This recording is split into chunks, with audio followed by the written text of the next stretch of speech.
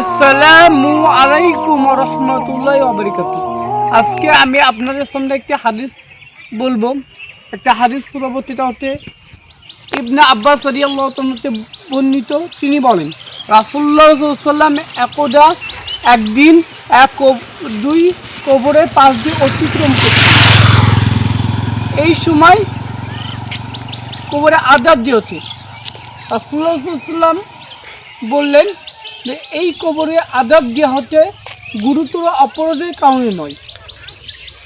একজন হলো পেশাব করে রাসূলুল্লাহ কিন্তু একজন হলো পেশাব করে পানি নিতেন না, মানে সতর্ক থাকতেন না, মানে পেশাব করে সতর্ক থাকতেন না।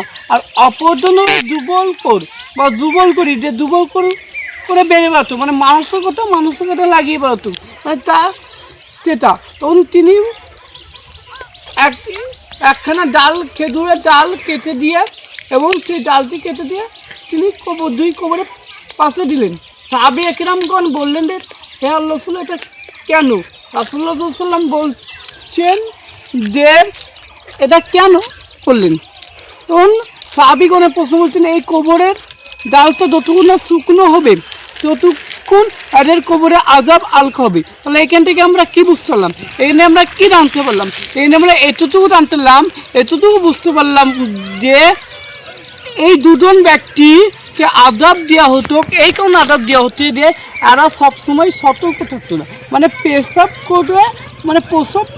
করে ওনারা পবিত্র থাকতো না, মানে এরা সতর্কতা থাকতো না, এই কারণে এদেরকে আযাব দেওয়া হতো।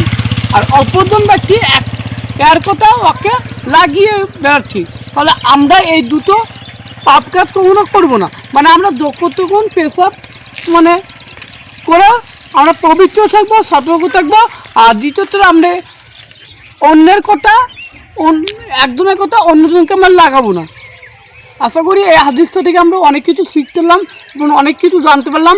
আর আমাদের একটা চ্যানেল আছে ইসলামিক টিপস, মানে এটাও তো সাবস্ক্রাইব করবেন।